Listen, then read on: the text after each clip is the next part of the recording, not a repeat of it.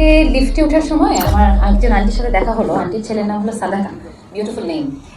ওর সাথে উঠতে গিয়ে আন্টি আমাকে বলছে যে ওর আব্বা মারা যাওয়ার 11 দিন পরেই জন্মেছে, একটা ছেলে জন্মেছে আল্লাহর রহমতে, যে তার বাবাকে কখনো দেখেইনি। আমরা যখন জাস্টিস চেয়ে থাকি, আমি আমি অত সুন্দর করে, লাইকা খুব সুন্দর করে কথাগুলো গুছিয়ে বলেছে, আমি অত সুন্দর করে গুছিয়ে এই জন্যই বলতে পারবো না, কারণ এটা আমার ইমোশনের জায়গা, আমি পারি না। ও পেরেছে মাশাআল্লাহ, মানে অ্যামেজিং।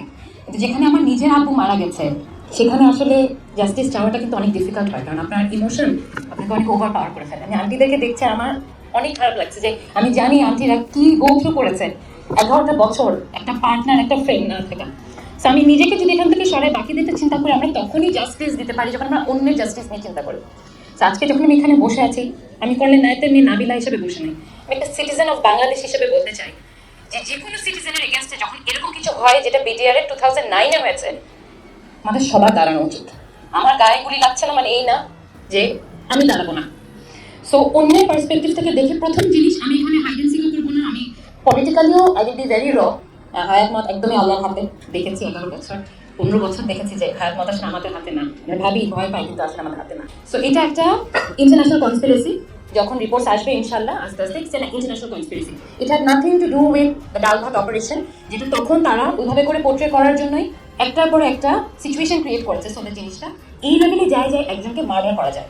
আমরা এটাও জানি যে জোয়ানরা, যাদের জোয়ান বলা হয়, তারা এখানে মার্ডার করেনি। Sorry Sakib, I am being very raw about it. So এই পুরোটা was an international conspiracy, international group এসে মার্ডার করেছেন। আমি যে রিকোয়েস্টটা সাংবাদিকদের কাছে করি, আপনারা এবার 2024-এর জুলাই অগস্টে অনেস্টি দিয়ে রিপোর্ট করে সত্যি কথাটাকে বার করেছেন, আমরা অনেক গ্রেটফুল আপনাদের কাছে। এখন প্লিজ 2008-এর ইলেকশনে আওয়ামী লীগ আসার পর থেকে, আওয়ামী লীগ এসেছে তাই আওয়ামী লীগ বলছি, নাথিং পলিটিক্যাল, জাস্ট ফ্যাক্ট, যা যা ইনসিডেন্ট হয়েছে starting from BDR mutiny, because this was the start of breaking the spine of a country. যখন massacre, exactly, tragedy and massacre, it should be started with that. এটা দিয়ে শুরু করা উচিত আপনারা যে জাস্টিস খোদাই করতে চান, because this was the spine of the country. Based on the best officers দেখে একটা জায়গায় আনা হয়েছে, এবং তারপরে this massacre was committed against the country by international power and the regime that was back then looking after it, তাদের under এটা হয়েছে। সো প্লিজ একদম ট্রুথে যান, ভিতরে যান। ইমোশনের কথা বলি, ইমোশনের কথা বলতেই পারি, but let's just understand one thing, যে 57 জন হোক 73 জন হোক, যত মানুষকে আপনি মারেন, একবার ফাঁসি দিয়ে যে মেরেছে তাকে কিন্তু আপনি, এটা কিন্তু জাস্টিস হয় না। 57 বারকে আপনি মারতে পারবেন একটা মানুষকে, 57 জনকে মারার জন্য পারবেন না। But let's not allow injustice to prevail in this country. Aunty আপনাদের সবাইকে, মানে আমি যদি আব্বু মেয়ে নাও হই, জাস্ট একটা হিউম্যান বিং, আমি আপনাদেরকে রেসপেক্ট করি যে আপনারা এতটা কারেজ নিয়ে থেকেছেন।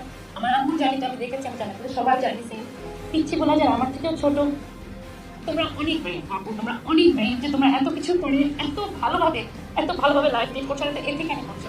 আল্লাহ আমাদের সবাইকে at the same time Allah justice আনবে বাই অল অফ ইউ, যারা অ্যারেঞ্জ করছে আন্টিরা, সাকিব ভাই, এবং যারা অ্যারেঞ্জ করেছে আন্টিরা, সবার নাম বলছি না, সরি ইমোশনাল হয়ে আছে। Thank you so much for creating the platform. আপনাদের অনেক বড় রেসপন্সিবিলিটি আছে, ইনশাল্লাহ আপনারা চোখটা বার করবেন এবং জাস্টিস উইল প্রিভেইল ইনশাল্লাহ।